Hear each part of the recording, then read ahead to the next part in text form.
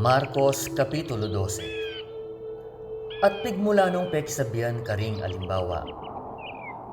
Ing metong nga tao, tinanam yang metong aubasan. Bekuraneng makapatulo.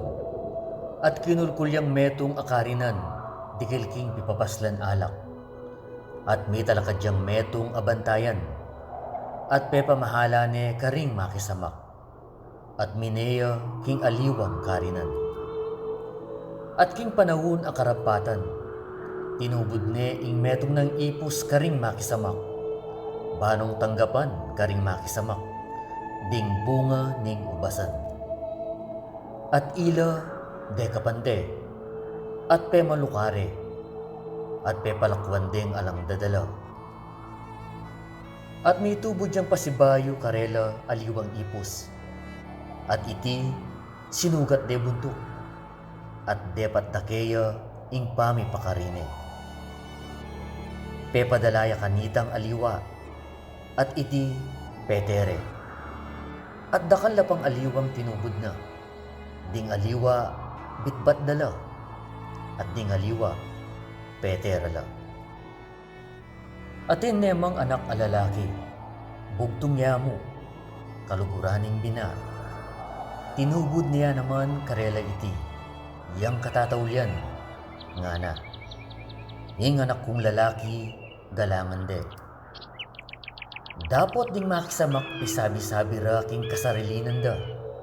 Iti yang talapagmana, umeko keni, patentaya, at mikeke katamo ing mana.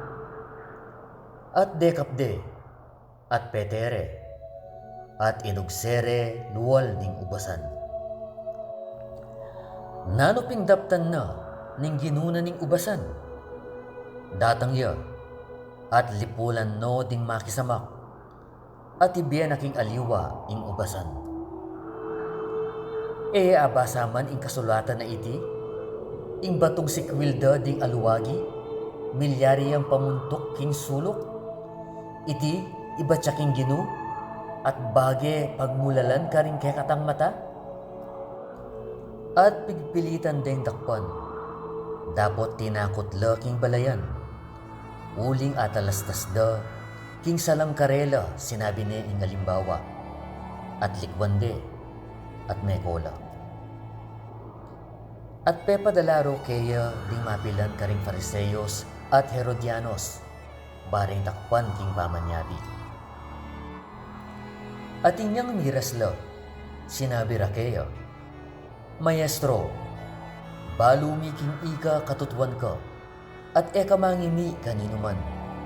Uling emo lalawan ing anyura ding tao, nung eto turume ing katutuan ing dalan na ning Diyos.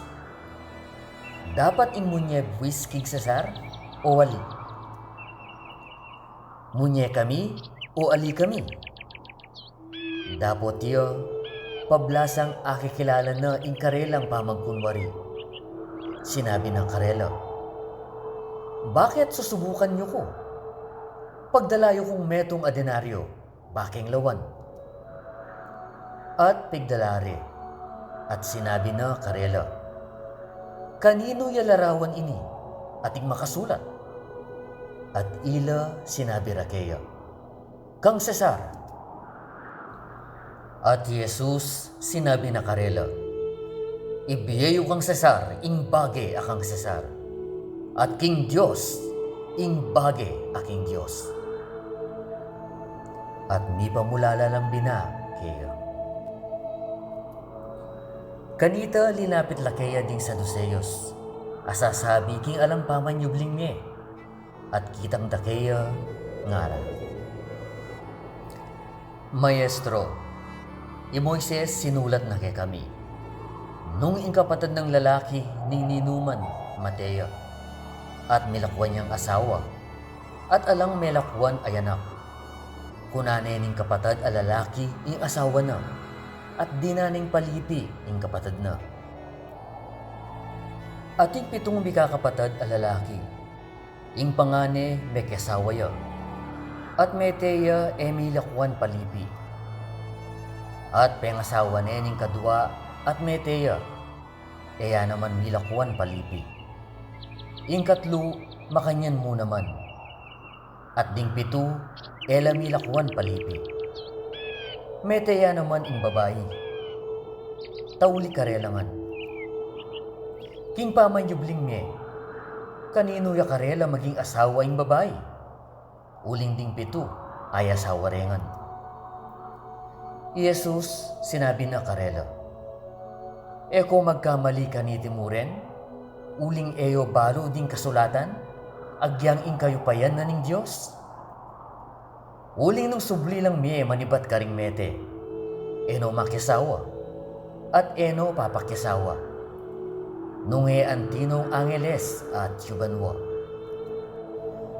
Dapot tungkol karing mete asubling miye, kapilan man eyo paabasa king libro ng Moises, king karinan dikil king zarsa, ano makanano na yung pekisabihan ng Diyos, nga na? Ako ing Diyos ng Abraham, at Diyos ng Isaac, at Diyos ng Jacob? Ere Diyos ding mete, nung eding mabie, ikayo magkamali kong bina. At linapit siya in metong karing eskribas, ay iti pamanamdam ng mitutuwala at inyang akit na king pekay batanong mayap kitang nakaya isano ing maragul dili karing utos. Jesus may kibat siya ing maragul dili yaini makiramdam ka o Israel ing ginung ke katang Diyos ing ginu metong yamu at luguran me ing ginung ke kang Diyos, mabilog king puso mo, at mabilog king kaladwa mo, at mabilog king kaisipan mo, at mabilog king hanggang sikanan mo.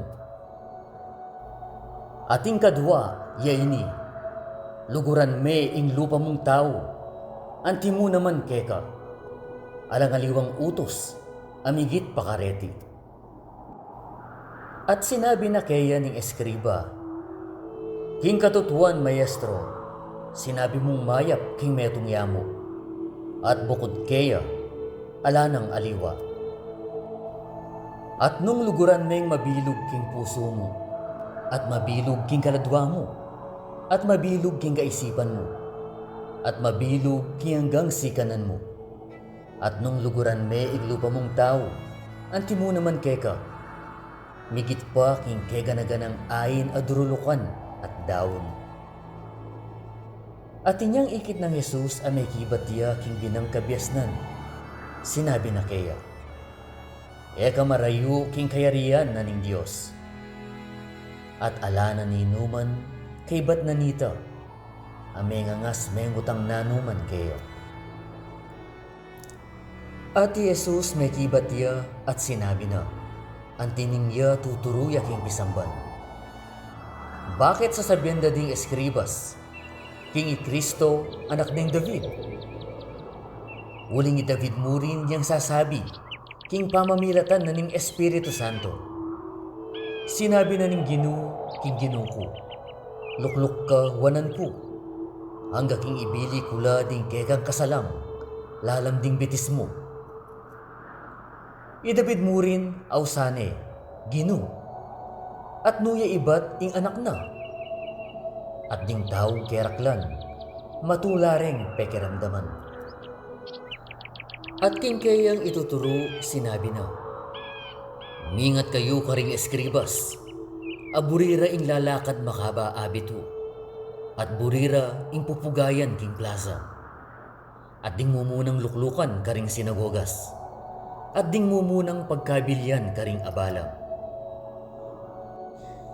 Ila ding lalaklak karing balera ding babaeng may balo, at sasangkanda ing mga kabang panalangin. Deti, tanggap lang lalo pang mabagsik a parusa. At linuklok ya Jesus arapan na ning kaban a piyayinan. Lalawan na, ing pamamaldug ng salapi ning balayan, king kaban na ning piyayinan. At maldala, ding masalaping babaldug dakal. Di natangya ing metong amalo kang babaeng may balo, at mildugyang adwang utsabas, akayalaganing metong asentimos.